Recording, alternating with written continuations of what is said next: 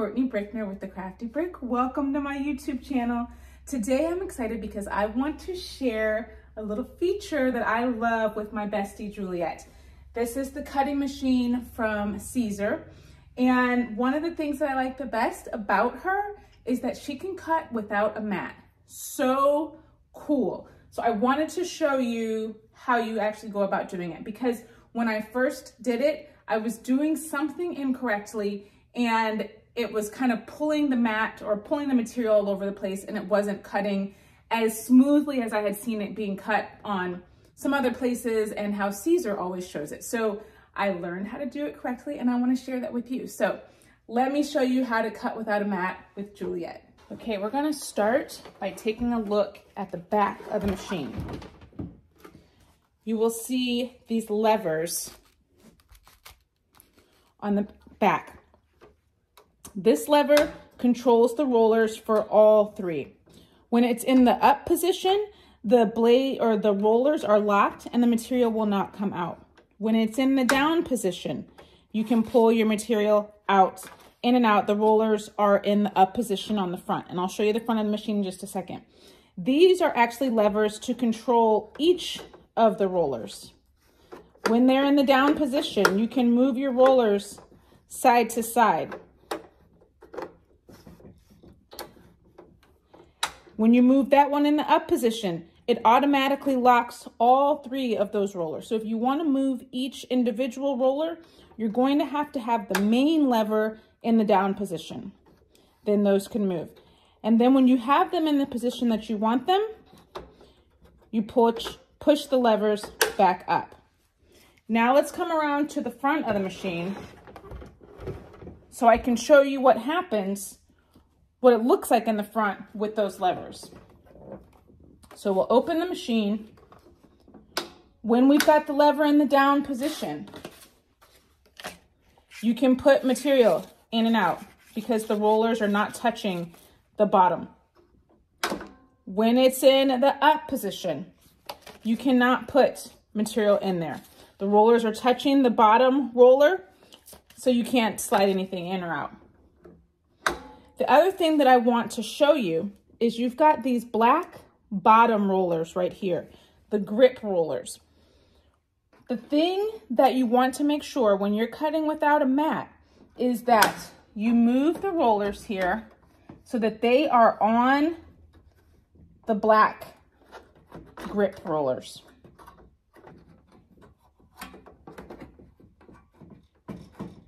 Okay, I've moved them all and locked each one. What I want to show you is what happens when you do not have the top rollers on your bottom grip rollers. So I'm going to go ahead and lock those in place. I'm going to take my material, and since I've got it on a roll, I'm going to go ahead and feed it from the back. That's one of the nice things with Juliet is you can feed from the front or the back. I've got my rollers in the up position so that the material will just slide right under. Then I'm going to take the lever in the back and lift it up. That locks the rollers in place. But what I would like to show you is when you move your material, look at this. You see that it gets all bunched up. It's moving, it's sliding. Now the rollers are in place, they're locked. If I pull on the back, it doesn't move through. If I pull on the front, it doesn't move through because the rollers are in place. But you'll see that it is moving all over the place when the material is being fed through. That is because the top rollers are not in contact with those bottom grip rollers. So let's go ahead. I'm going to lift the main lever, lift the rollers up, and then I'm going to take this roller here, move it right onto the black grip roller, and then I'm going to move this roller onto the black grip roller as well. Now, I'm going to feed my paper back into the machine. The rollers are in the up position. Let's see, I'm going to lift the lever in the back. The rollers are now in the locked position. If I pull from the back, the material doesn't move. If I pull from the front, the material doesn't move. But let's see what happens. Even if you have the material partly on the roller, you're still gonna have issues. It's gonna slide off of the roller. So it's not going to give you the end result that you're hoping for. So let's fix this problem. First, I want to go ahead and feed the material through. My rollers are in the up position. And I want to make sure that all the rollers are touching the material. So let's get those lined up. We're going to press the rollers down, and then we are ready to feed our material through. And you're not going to have the gapping and the bunching because it's touching all 3 rollers on your material. That's if you're using a wide material. If you're using the wide material, you need to use all 3 rollers. If you're using a smaller material, let me show you how to do that. If you maybe want to cut a piece of scrap material, you can just use these 2 rollers here. I'm going to go ahead and my rollers are up, put them down, and then we'll roll easily back and forth. It's a small piece of material, so it doesn't have a long place to go. So I'm feeding it slowly so it doesn't push it just completely out of the machine.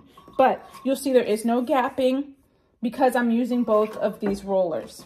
If I decide to do that over here, where there's only one roller that it's coming in contact with, it wouldn't work the same. The material is going to move and slide in different positions.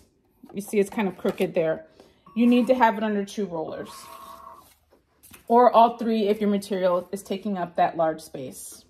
So I hope that that answers your question on how to use Juliet without a mat. I think it's a really nice feature. So you could really do long projects that are much longer than a 12 or 24-inch mat because you don't need a mat. You could have a roll in the back and actually use the roll feeder, and it just goes on the back of the machine. It doesn't attach to the machine, but you just set it right back there, and then you place your roll in the roll holder like so, and you can feed the material right into your machine, and it can be a really long project. So I think that that's a really nice feature. I think that there is a little bit of confusion with exactly where your rollers need to be in order for it to work properly. So I hope that I answered those questions and that you have a seamless experience and know how to cut without a mat. If you learned something today, please don't forget to like, subscribe, and turn on those notifications so you don't miss anything crafty. I will be back here next week with something else, and I look forward to seeing you soon. Until then, stay crafty, my friends. Bye.